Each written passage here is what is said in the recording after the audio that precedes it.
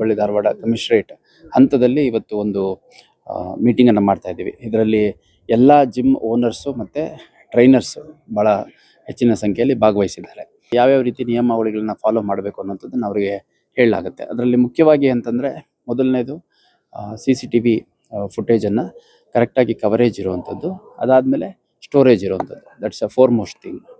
ಎರಡನೇದು ಟೈಮಿಂಗ್ಸು ಯಾವ ರೀತಿ ಅವ್ರದ್ದು ನಡೀತಾ ಇದೆ ಅನ್ನೋಂಥದ್ರ ಕುರಿತಾಗಿ, ಮತ್ತು ಅದ್ರ ಜೊತೆಯಾಗಿ ಅಲ್ಲಿ ಟ್ರೈನರ್ಸ್ ಯಾರಿರ್ತಾರೆ, ಟ್ರೈನರ್ಸ್ ಅವರು ಸಫಿಷಿಯೆಂಟ್ ಕ್ವಾಲಿಫಿಕೇಷನ್ ಇದೆಯಾ ಅವ್ರಿಗೆ ಟ್ರೈನಿಂಗ್ ಮಾಡಲಿಕ್ಕೆ, ಮತ್ತು ಅದ್ರ ಜೊತೆ ಕ್ಲೈಂಟ್ಸ್ ಜೊತೆ ಯಾರು ಜಿಮ್ಮಿಗೆ ಬರ್ತಾರೆ ಅವ್ರ ಜೊತೆ ಯಾವ ರೀತಿ ವ್ಯವಹರಿಸಬೇಕು ಅನ್ನೋಂಥದ್ದು ಕುರಿತಾಗಿ ಕೂಡ ಅವರಿಗೆ ಕೆಲವು ಸಲಹೆಗಳನ್ನು ನಾವು ನೀಡಲಿದ್ದೇವೆ.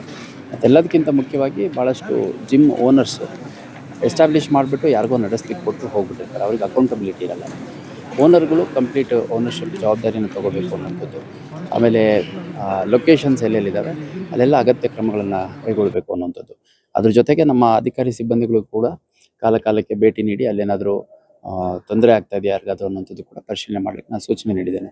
ಒಟ್ಟಾರೆಯಾಗಿ ಈ ರೀತಿ ಘಟನೆಗಳು ಮರುಕಳಿಸಬಾರ್ದು ಅನ್ನುವಂಥದ್ರ ಹಿನ್ನೆಲೆಯಲ್ಲಿ ಎಲ್ಲದಕ್ಕಿಂತ ಮುಖ್ಯವಾಗಿ ಯುವತಿಯರು, ಮಹಿಳೆಯರು, ವಿದ್ಯಾರ್ಥಿನಿಯರು ಯಾರು ಜಿಮ್ಗಳಿಗೆ ಹೋಗ್ತಾರೆ ಅವರ ಸುರಕ್ಷತೆ ಏನಿದೆ ಅದು ಕಾಂಪ್ರಮೈಸ್ ಆಗಬಾರ್ದು ಅನ್ನೋ ದೃಷ್ಟಿಯಲ್ಲಿ ಈ ಒಂದು ಸಭೆ.